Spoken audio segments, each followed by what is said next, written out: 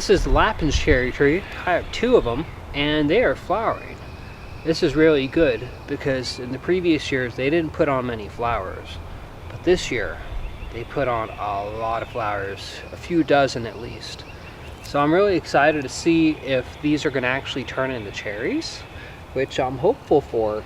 The Lapins are known to be self-pollinating, so it really shouldn't require one of my other candidates of my cherry trees to pollinate this one.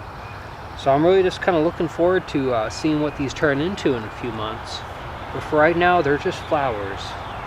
And I'm really hoping eventually they are going to form into cherries. These are sweet cherries.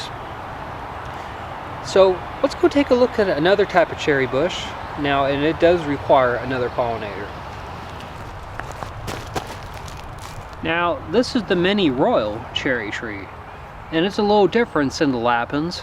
It is not self-pollinating, which means it requires another cherry tree in the same flowering group to produce cherries. Now my understanding is the mini royal only has like 2 or 3 other cultivars that it's compatible with, because it's supposed to flower very early in the year. Now I noticed my Lapins flowered before this, but they mostly flowered around the same time, and my research shows that Lapins cannot cross-pollinate mini royal. So I'm really curious to see what happens, because here where I live, regardless of wherever the information that I read was collected, right here they're flowering at the same time. Excuse me, I have a lot of mucus right now. It's pollen, real bad pollen season. So really looking forward to seeing if these mini royal flowers actually turn into anything. At the very least, they're really helpful for my bees.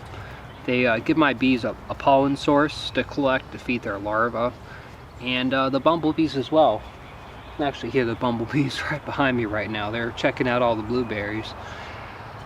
So I am looking forward to this mini royal taking off, and maybe we'll be pleasantly surprised to find out that it is getting pollinated by the Lapins, or maybe the black Tatarian, which we're going to look at next.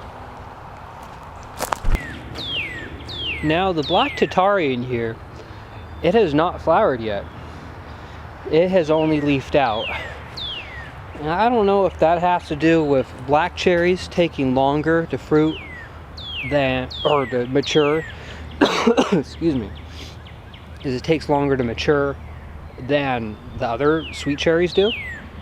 I mean, they're both sweet cherries, but one's a dark red and these are almost black. So I don't know if it's a little different than others.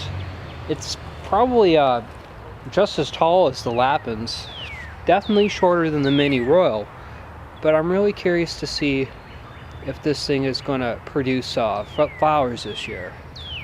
It doesn't look like it. I don't see any nodes at all for flowers. I do see a ton of little nodes for the ants to collect from, but that's about it.